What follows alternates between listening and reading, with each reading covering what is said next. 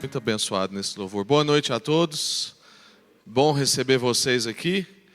Continuar a nossa série nas nossas bem-aventuranças e rever, muita gente que a gente sente saudade em 7 dias. Tem gente que tem mais de 7 dias que eu estou com mais saudade, Muito bom ver vocês aí, viu, gente? Graças a Deus. Mateus, capítulo 5, verso 5. Bem-aventurados os mansos, pois herdarão a terra. Pode ser que na sua versão esteja bem-aventurados os humildes, pois herdarão a terra. Mas a melhor expressão mesmo é a palavra mansos. Bem-aventurados os mansos, pois herdarão a terra.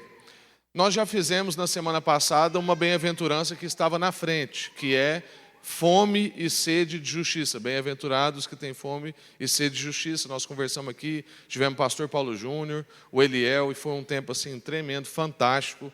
Se você congrega na quarta-feira, você deve ter achado estranho, porque acabou 9h30, mas hoje é normal, não vou até 9h30, você pode ficar tranquilo aí, nós vamos até 9 horas, tá bom? Mas foi um tempo riquíssimo, então hoje nós vamos dar um passo atrás numa bem-aventurança, só por uma questão mesmo de calendário. Então, bem-aventurados os mansos, pois herdarão a terra. É importante fazer uma breve recapitulação para quem às vezes ainda não acompanhou a nossa série. Esse é um episódio onde Jesus está num lugar mais elevado, ensinando os seus discípulos. E nós estamos assumindo isso aqui como a forma como a gente olha para esse texto. Nós estamos entendendo que quem está lá, além dos discípulos, está ouvindo isso assim, de rebarba. Mas Jesus está conversando com os discípulos. Os melhores comentaristas bíblicos reforçam essa ideia, porque tem gente que acha que Jesus está falando com todo mundo. Todo mundo está ouvindo, mas Jesus está falando com os seus discípulos. E ele está ali apresentando o jeito de uma vida de um seguidor de Jesus. Como é que um seguidor de Jesus vive uma vida abençoada, uma vida feliz? Ele está falando como que se forma uma pessoa plena. As bem-aventuranças é como se Jesus estivesse falando assim, é desse jeito aqui que um discípulo meu vive, e se você quer conhecer uma pessoa plena, é uma pessoa que se encaixa dentro desse padrão de felicidade. Ele é humilde de espírito, ele é manso, ele tem fome e sede de justiça, ele ainda chora, ele não ficou insensível, como quem consegue assistir Chumbo Grosso e almoçar ao mesmo tempo. Ele é uma pessoa que tem o Espírito Santo, resumindo. Jesus está falando sobre a formação dessa pessoa que encontrou com Jesus. Isso não é para alguns, mas isso é para todos os discípulos. Como eu disse para vocês, tem sido muito humilhante pregar essas bem-aventuranças, porque quanto mais a gente medita nisso, mais humilhado a gente vai ficando. E para essa exposição de hoje eu tive que fazer um corte de 6 páginas na nossa exposição, porque eu entendi que nós não chegaríamos ao final se a gente não fizesse isso, do tanto de coisa que teria para a gente meditar e conversar e ser humilhado diante dessa palavra. Então isso é uma palavra para todos nós, todos aqueles que se consideram discípulos de Jesus. Isso não é para um tipo de cristão especial, mas é a apresentação mesmo do jeito que os cristãos vivem. Uma outra coisa que a gente não pode esquecer é que essa é uma conversa espiritual. Então nós precisamos entender, como a gente falou, que aquele que é humilde de espírito, pobre de espírito, Jesus não está falando sobre classe social. E depois todas as bem-aventuranças nós vamos percebendo que Jesus não está falando sobre questões somente terrenas. As palavras de Jesus não estão confinadas a essa limitação que nós vivemos na terra. São conversas espirituais. Então, mansidão e terra, que é o que Jesus está falando aqui, bem-aventurados os mansos, pois herdarão a terra. Mansidão e terra tem que ser compreendido numa dinâmica espiritual, numa perspectiva espiritual. Jesus está trabalhando então aqui essa virtude, mansidão, de acordo com a nossa relação com o Pai e a nossa relação com as pessoas. Então, quando Jesus está dizendo que nós somos felizes quando nós somos mansos, é manso na nossa relação com Deus e na nossa relação com as pessoas, nessa compreensão de uma espiritualidade. Então, o próprio Jesus se revela para nós como um padrão de mansidão. E aí é importante você quebrar o seu preconceito com a palavra manso, porque na nossa cultura, quando a gente diz que fulano é manso, é porque ele é preguiçoso, à toa, devagar. Nós não colocamos isso como virtude. Mas é importante você tirar esse preconceito, porque não é disso que Jesus está falando. Pelo contrário, uma das palavras que Jesus disse foi: o meu Pai trabalha até hoje e eu também. Então, mansidão não tem nada a ver com essa perspectiva pejorativa que a gente usa. E o nosso Senhor Jesus, então, é o próprio padrão de mansidão. Como a gente vai ver um pouquinho mais para frente, Paulo, quando narra sobre Jesus, em Efésios capítulo 2, ele vai dizer que Jesus não teve por usurpação ser igual a Deus. Antes, fez-se servo. Fez um movimento difícil, que é um movimento de descendência. Desceu às partes mais baixas da terra. Então, aí a palavra humilde nos ajuda. Porque aqui eu disse que em algumas versões podem aparecer bem-aventurados os humildes. E aí, nesse sentido, ela parece com manso do jeito que nós vamos trabalhar aqui hoje. Agora, uma outra coisa, antes da gente começar a entrar mais dentro do texto, que é também importante a gente entender, é que mansidão não é uma característica de nascença. Ninguém nasce manso. Porque às vezes a gente pode achar que tem gente que tem às vezes a pessoa tem uma certa fleuma. É o meu caso, por exemplo. Tem gente que diz assim: nossa, não consigo te ver nervoso. Eu falo assim: conversa com a Iana, conversa com o Vitinho, conversa com o meu conselho, né? Porque no conselho a gente fica nervoso. Então, não existe essa coisa de alguém que nasceu manso. Pode ser que você tenha uma personalidade que tem essa fleuma, como eu estou dizendo. Mas Deus conhece seu coração e sabe que às vezes lá dentro você está gritando. Você está igual o pato. Já viu o pato, né? O pato está andando em cima da água assim. Só que lá embaixo está... E às vezes a gente está assim. A gente apresenta uma certa, né, fleumazinha, mas lá dentro a gente está falando alguns palavrões, né? Então, irmãos, eu vejo isso nos meus filhos, né? Quando o Vitinho nasceu, eu lembro que eu falava assim: gente, como que é um pecadorzinho miserável desde já que nasce, manipulador, né? Assim, ele aprende, 3 dias de vida ele aprendeu que se ele chorar, você vai lá no berço. É impressionante. A Aurora, tem hora que a gente põe ela no berço, parece que tem espinha, ela estica assim, ó, e grita. Não é mansa, é agressiva, é nervosa. Mais que o Vitinho, mulher deve ser, não sei. Mas, irmãos, qualquer semelhança, né? Mas os dois, no batismo, né, o Deus falou para nós que são pacificadores. Então a gente crê, porque isso é numa dinâmica espiritual. Mas mansidão, irmãos, é um fruto do Espírito. Lembra lá quando a palavra de Deus diz: e os frutos do Espírito são, e um deles é mansidão, domínio próprio. Então a gente precisa entender mesmo que isso é uma dinâmica espiritual na nossa vida. A mansidão é um fruto do Espírito. Então você não tem desculpa no seu temperamento para dizer assim: ah, eu nasci nervoso, minha família é nervosa, todo mundo lá é mais agressivo, ganha as coisas na força. Não, irmãos, isso é um fruto do Espírito. Se você tem o Espírito Santo, você pode desenvolver a mansidão. O que é mansidão? A mansidão implica no espírito que se deixa ensinar. É uma pessoa que aprende a escutar e, sobretudo, que se rende à orientação do Espírito. Então o Espírito está lá colocando a gente no berço e a gente não estica e grita. A gente descansa. O Espírito está falando para a gente ir para determinado lugar, a gente obedece o Espírito. A gente quer aprender, a gente quer ouvir, a gente se deixa ensinar e se rende a uma orientação do Espírito. A terra, irmãos, a nossa lógica de vida em geral, a terra física, ela é de quem é forte, de quem é valente. Hoje ela é de quem tem mais dinheiro, mas houve um tempo que essas terras eram conquistadas pelos fortes, valentes, arrogantes e conquistadores. Hoje, pode ser que ela é herdada por quem tem dinheiro e é arrogante, conquistador, valente e forte. Até porque é um pouco difícil no mundo que a gente vive ter muito dinheiro sem essas características. Não estou dizendo que é impossível, mas é bem difícil. Mas aí surge uma pergunta: do que adianta eu conquistar a terra se eu não tenho gente nela? porque eu matei todo mundo, porque eu afastei todo mundo, porque eu acabei com a minha família, para conquistar as coisas que eu queria. Como diz o Carlinhos Queiroz, quem faz guerra, no fim, não herda nada, apenas destroços.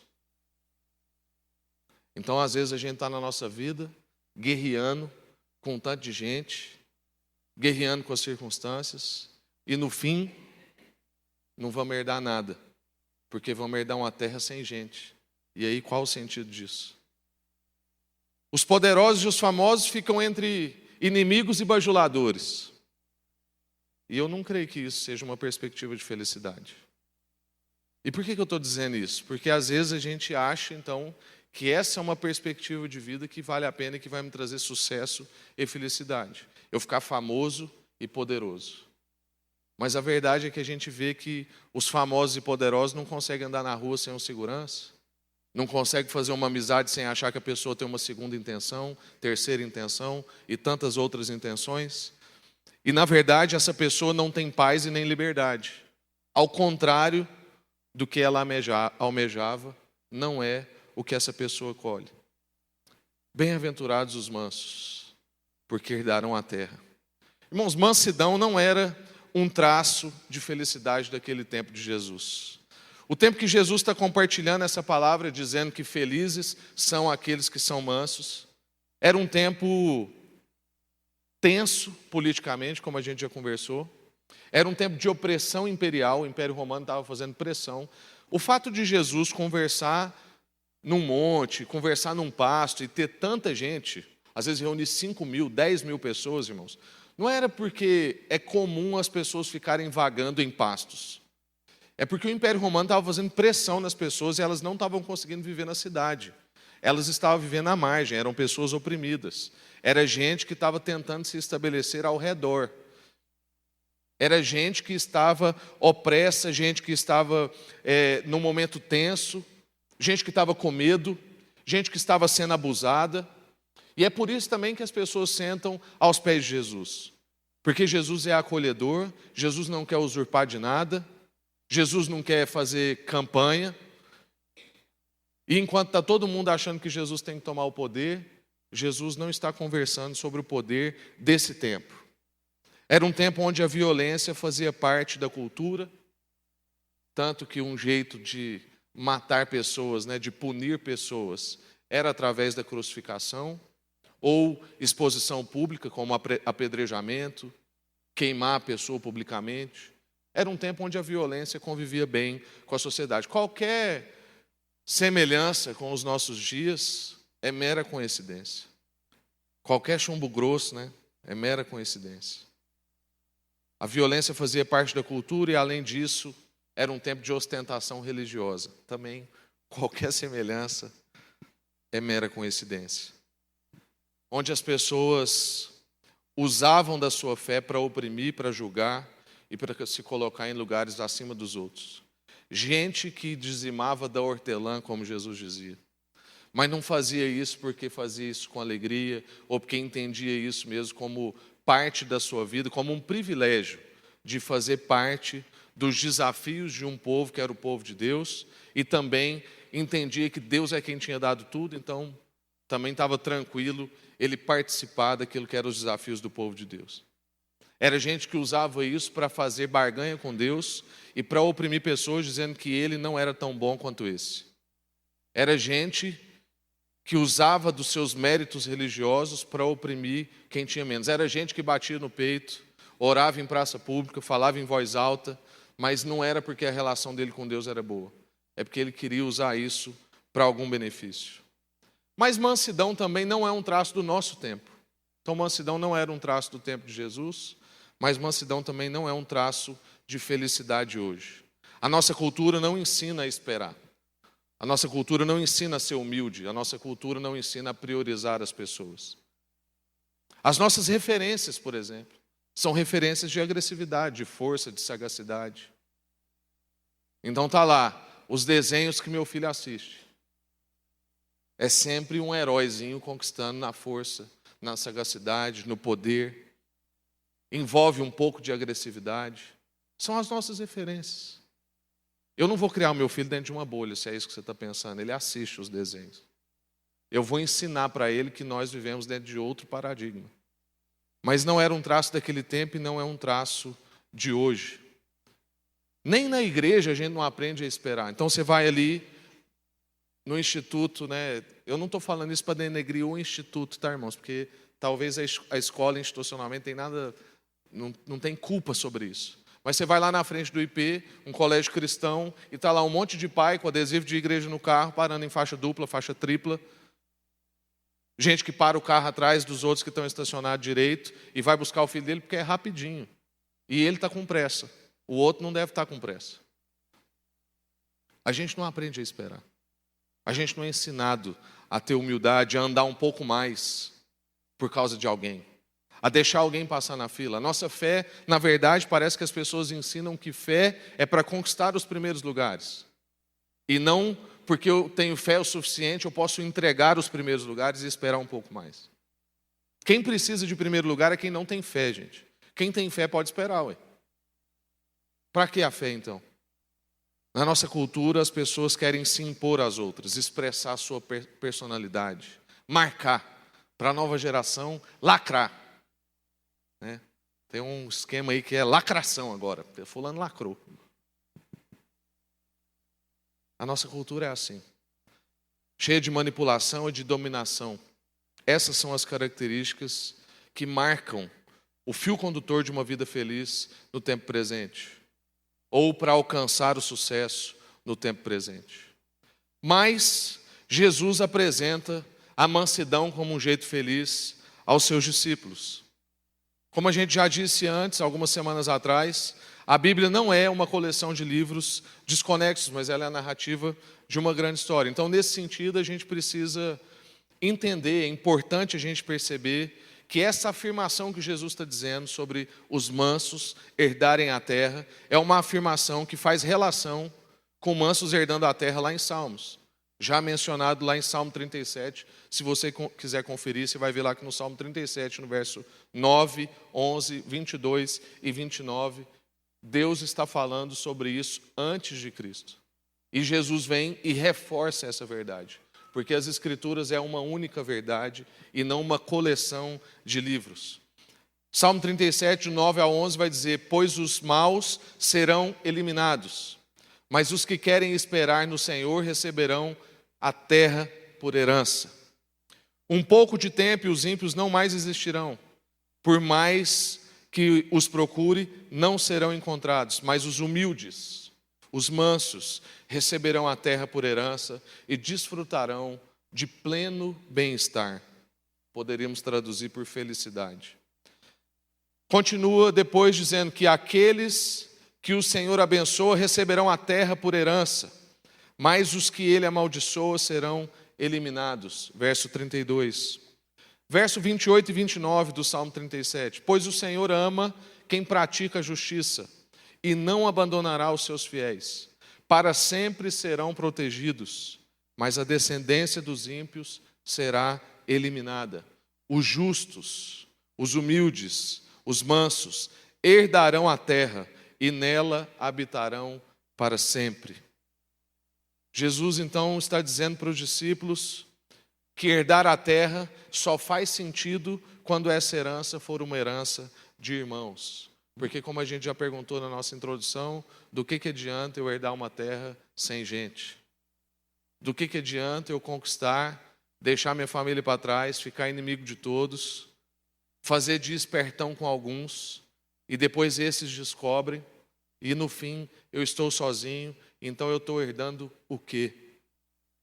Quantas histórias você já não ouviu, ou talvez você está nisso agora, nesse momento, num emaranhado de herança. Briga por herança. Porque ao invés dos pais estarem lá imprimindo valores e virtudes nos seus filhos, eles estão lá, igual o sistema e a cultura, gerando competitividade, dizendo que o que vale é o que tem mais força, o mais sagaz, aquele que conquistou mais. E aí, quando a gente vai conversar sobre herança na família, surge uma conversa do tipo assim: mas eu fiz mais do que o outro. Fez mais pelo quê? Se é uma herança. E aí você fica com a sua herança sozinho. E de que isso adianta? A herança é coletiva, é comunitária. A nossa herança é coletiva e comunitária. Como a gente gosta de enfatizar aqui, Jesus não morreu por você. É uma frase forte, né? Porque Jesus morreu por nós. Não tem um lote reservado só para você no céu. Por isso que qualquer pastor que vende terreno no céu é mentiroso, charlatão e não vai ter que prestar conta para Deus seriamente. Por isso que qualquer denominação que acha que só eles vão estar no céu também está com um problema grave. Eu ia fazer uma piada aqui agora, mas eu não posso, porque eu vou ter que dizer o nome da denominação. Mas tem gente que acha que vai ter tipo um condomínio fechado lá no céu, só daquele povo. Ora, irmãos, a nossa herança é coletiva e comunitária, porque Deus está juntando um povo, formando uma família, da qual a gente faz parte. Não há terra para se viver sozinho e isolado. Jesus é essa referência de mansidão. Ele não usurpou de ser igual a Deus, não ficou realizando os seus milagres para provar coisa alguma ou para explicar a si mesmo. É interessante isso, você não vê Jesus nos evangelhos provando a si mesmo. Fala assim, não, eu vou explicar porque que eu fiz isso, vocês não me entenderam bem. Jesus não está nem aí para isso. Pensa numa pessoa bem resolvida, era Jesus. Quem quisesse entender, que fizesse força para compreender. Ele não ficava lá explicando a si mesmo, ele não fazia milagres para provar alguma coisa. Ele só fazia aquilo que ia abençoar as pessoas. A prioridade de Jesus era tanto a bênção, que quando ele está diante de um paralítico, ele fala assim, os seus pecados são perdoados, porque essa é a melhor bênção de todas. E aí quando o povo vai lá e confronta, ele fala assim, não, tá bom, vocês querem ver gente andar? Então anda aí, ué. Mas bênção mesmo é ter os pecados perdoados. O que vai ajudar essa pessoa não é só ele andar. Porque se eu fizer ele andar e ele caminhar para o inferno, de que vai adiantar? Ele precisa ter um encontro comigo. Ele precisa ter os seus pecados perdoados. Tudo que ele fez, então, foi para que aprendessem dele. Para revelar vida na vida das pessoas. Jesus conquistou o mundo com mansidão. Isso é uma frase forte também. Não é minha, mas eu não lembro onde eu li. Então, autor desconhecido. Jesus conquistou o mundo com mansidão. Numa época onde o que valia era a violência, a conquista, a opressão, Jesus conquistou todo mundo ali com mansidão. E não só naquela época, mas depois de 2000 anos nós estamos aqui reunidos em nome dele. E tantas outras pessoas se reúnem em nome dele. E ele conquistou todas essas pessoas com mansidão. As ações de Jesus não eram reações ao modo como as pessoas agiam. A mansidão dele não dependia de como que ele era tratado. Porque às vezes a gente tem isso, né? A gente fala assim, não, eu sou uma pessoa até controlada, eu sou manso, eu sou, como diz o povo aí, né? Eu sou uma pessoa boa. Mas é o povo que pisa no meu calo. Foi o fulano que me irritou. Mas onde é que a gente vai demonstrar misericórdia e amor se não é com quem nos força a isso? O próprio Jesus disse, amar quem nos ama é fácil, ame o seu inimigo. Esse é o nosso desafio. Por isso que é humilhante, irmãos. É porque nós vivemos em outro paradigma, nós não somos desse reino. Nós somos inseridos no reino de Deus, e a lógica do reino de Deus é essa, que a gente ama os mais difíceis, que a gente exerce misericórdia com quem nos força a exercer misericórdia. Eu não preciso exercer misericórdia quando o Bruno toca, porque ele só me abençoa. Eu tenho que exercer misericórdia quando o meu filho acorda 3 da manhã, no meu sono profundo. Para eu não citar outros exemplos aqui, às vezes corre o risco de parecer que eu estou falando de algum irmão, né? Eu ia dar um exemplo aqui de algum atendimento, mas às vezes tem algum irmão que fala, você está falando de mim, está me expondo ali? Não, é porque tem várias pessoas com problemas parecidos, viu, irmãos? Mas a mansidão de Jesus não era dependente da forma como ele era tratado. E como a gente tem o mesmo Espírito que habitava no Senhor Jesus, nós também podemos ser assim. No momento de maior tensão, na minha opinião, dos evangelhos, né? Aquilo me impacta, João 13, 14, 15. Jesus se despedindo dos discípulos. Eu fico pensando assim, se eu convivesse com a pessoa que tem o poder de fazer tudo, eu já vi ele fazer tudo, eu já vi ele resolver problema de comida, já vi ele resolver problema de tempo, de cronologia, já vi ele resolver problema de enfermidade, vi ele resolver problema de pecado, vi ele resolver problema de tudo, vi ele andar em cima d'água. Aí essa pessoa que está comigo todo dia e faz tudo isso, está indo embora. Irmãos, eu ia ficar desesperado. Marcão está um ano fora, a gente já fica assim, que saudade. E eu nunca vi o Marcão andar em cima d'água, nem multiplicar pão. Esses discípulos desesperados, e Jesus fala a frase-chave. Jesus fala assim: é necessário que eu vá, para que o Espírito venha. Por que isso, irmãos? É porque só com o Espírito a gente poderia corresponder a essa mensagem. Essa não é uma mensagem que se responde humanamente. Por isso que se a gente prega isso aqui para qualquer pessoa que não tem o Espírito Santo, ele olha e fala assim: bobagem, não dá para viver assim, é impossível. Por isso que Jesus, quando encontra com os discípulos, fala assim: vocês não fazem nada até o Espírito Santo vir. Lá em Atos. Não façam nada até o Espírito Santo vir. Porque sem o Espírito, nada podemos fazer, irmãos. Então a gente pode achar que mansidão é uma posição passiva, mas não é. A proposta bíblica de mansidão é uma postura ativa. Eu faço movimentos intencionais em direção à mansidão, porque tem o Espírito Santo. Nós não estamos falando de omissão, porque às vezes tem gente que acha que é do tipo assim: mansidão é assim, eu não vou me envolver nisso para não gerar tensão. Eu não vou me envolver isso para não dar problema. Não, isso não é mansidão, irmãos. Isso é omissão. Mansidão é você se envolver no furacão sem ser envolvido e engolido por ele. É você estar no meio da tensão e você é a referência de mansidão ali. Você é a referência de sanidade. Você apresenta que você é de uma outra lógica. É por isso que o cristão, para quem não é cristão, não faz sentido, ele é um enigma. A pessoa fala assim: eu não consigo entender fulano. A hora que eu acho que ele vai reagir de um jeito, ele reage do outro. Está todo mundo fazendo tal coisa e ele não está. Logo, irmãos, isso revela uma denúncia. Que se as pessoas olham para nós e não conseguem ver em nós um enigma e um paradoxo, tem um problema com a nossa vida cristã. E é por isso que eu digo que pregar nisso é humilhante. Jesus, então, irmãos, está revelando para nós a nossa verdadeira identidade. Somente alguém com muita consciência de quem realmente é, não sente necessidade de se provar e se explicar e apresentar os seus títulos ou violentar o tempo todo. Quem violenta, quem fica se fazendo de títulos, quem quer se explicar demais, quem quer se provar o tempo inteiro, é uma pessoa mal resolvida. É gente com crise de identidade. Jesus revela alguém plenamente consciente de quem é. Por isso ele não se explica. Por isso ele não faz para provar. Por isso ele não usa de violência. Por isso ele não apresenta títulos. Aqui na igreja tem uma coisa que arrepia a gente, é quando alguém vem de outro lugar e já deixa as patentes dele tudo garantido. Na outra igreja eu era isso. Recebi tal título tal dia, fiz outra coisa tal dia, fui promovido de novo tal dia. E aí eu queria saber onde que eu posso trabalhar aqui.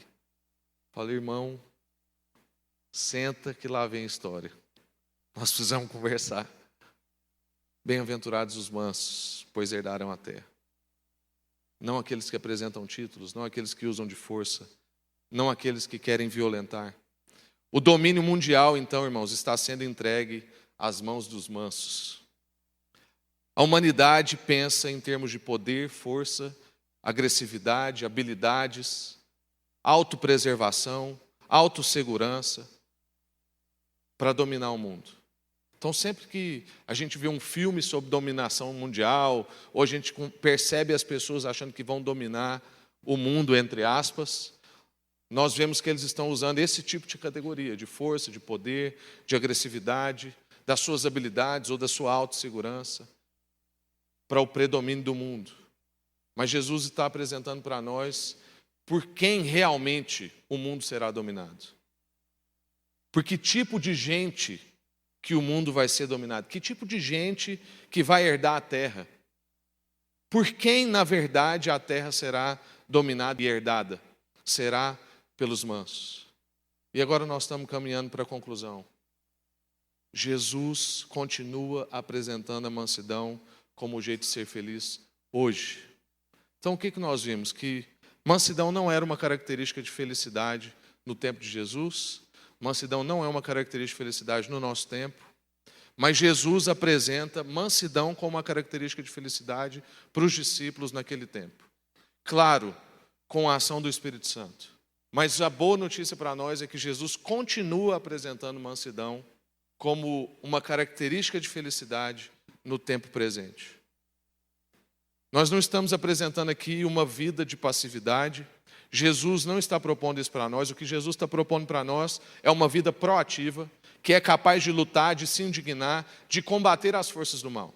Tanto que depois, lá em Romanos 12, Paulo vai dizer: não vos conformeis com esse mundo, mas transformai-vos a vossa mente pela renovação da palavra. Se indignem com as coisas desse mundo. É como se Paulo estivesse dizendo que bem-aventurados são os indignados. Então a gente não é um povo passivo, muito pelo contrário. Nós somos um povo que se indigna. Um povo que é capaz de lutar, de combater as forças do mal. Mas o nosso combate, irmãos, tem foco na preservação da vida. O nosso combate tem foco na revelação de vida, na apresentação do amor. É isso que o nosso combate faz. Qualquer combate que vai perder vida, que vai deixar a gente pelo meio do caminho, que vai arrancar a virtude das pessoas, esse não é o nosso combate. O nosso combate é um combate com foco em preservação da vida, onde a gente dá a vida em favor de outras pessoas. Isso é preservação de vida. É a gente se sacrificar. É como a relação de pais com filhos, onde a parte consciente é a que sempre sofre mais. Todo mundo aqui que é pai sabe que quando vai disciplinar um filho, você fica pior do que ele. Porque a parte consciente é a que mais sofre. Mas esse é o nosso combate. É um combate de vida. É um combate onde a gente entrega a vida para que outros tenham vida. Quem é agressivo, quem é acelerado, quem tem a alma inquieta, quem é cheio de direitos, apaixonado por si mesmo, cheio de cuidados consigo, sensível demais quanto a si próprio, que passa a vida inteira cuidando de si e dos seus próprios interesses, não é feliz. O que Jesus está dizendo para nós é que hoje, no tempo presente, se nós estamos muito preocupados com a gente mesmo, se nós damos muita atenção a nós, se nós somos muito sensíveis em relação a nós mesmos, com frases do tipo assim: ah, mas ninguém me entende, ninguém sabe de verdade o que eu estou passando, é por isso que eu estou desse jeito, ninguém me percebe. Irmãos, humildade não é pensar de você menos do que você é. Humildade é pensar menos em você, é esquecer-se de si. Na Bíblia não tem frases como a que a gente ouve na nossa sociedade do tipo assim: se ninguém cuidar de você, ninguém vai cuidar. Isso é uma questão cultural, irmãos, não está nas Escrituras. Quando a Bíblia diz para a gente amar o próximo como a gente mesmo, é porque Jesus está partindo do pressuposto que a gente é apaixonado por nós. Então ele está dizendo assim: ame alguém como você já ama você. Jesus não está dizendo para você: chegue na frente do espelho, olhe e fale assim: você é o cara, você é importante. Cuide de você, valorize-se. Você é uau, como tem algumas pessoas dizendo por aí. Não, irmãos, a gente já pensa isso de nós. A gente tem problema de baixa estima, não. A gente tem problema de alta estima, que afeta a nossa autoestima. O que eu estou querendo dizer com isso? Quem tem problema de baixa estima é porque pensou de si mais alto do que ele podia alcançar. Aí ele ficou depressivo. Mas é porque tem um problema de alta estima. A solução para a gente ser manso, para a gente ser humilde de coração, é a gente não pensar em nós mesmos. E não acho que você será abandonado, como a sociedade diz. Porque Jesus está falando que esse é o caminho da felicidade, porque Ele cuida de nós. Como o salmo que nós abrimos o culto hoje, que o Senhor é o nosso pastor e nada nos faltará. E como os nossos irmãos do Projeto Sola cantaram: se o Senhor é o meu pastor, aquilo que eu não tenho, eu não preciso. Mas Deus está cuidando de você, enquanto você está cuidando dos negócios do Pai. Você não vê Jesus preocupado consigo mesmo, porque ele tinha certeza que o Pai estava cuidando dos negócios dele. A lógica de Jesus é o seguinte: eu cuido dos negócios do meu pai cuida dos meus negócios. Está tudo certo. Eu não preciso preocupar quanto a mim mesmo. E aí eu quero lembrar, para a gente encerrar mesmo, a nossa frase do início, que a gente não pode se desculpar no nosso temperamento ou nos nossos impulsos. Como a gente disse, ninguém nasce manso. A mansidão é um fruto do Espírito. A mansidão é fruto de espiritualidade. Então eu queria que você saísse daqui guardando uma frase. Não está faltando mansidão, está faltando espiritualidade. Porque mansidão é fruto do Espírito. Desenvolvam a sua espiritualidade e vocês terão esse fruto naturalmente. Amém? Você não sai daqui às vezes pensando assim, tem que fazer uma grande força. Não, irmãos. Trabalhe a sua espiritualidade, trabalhe a sua relação com Deus, pense menos em si, confie que Ele é o seu pastor e nada você terá falta. E você vai ver mansidão brotar da sua vida como um fruto do Espírito, não fruto da sua força, fruto do seu temperamento, mas um fruto do Espírito. Não está faltando mansidão, está faltando espiritualidade. Amém?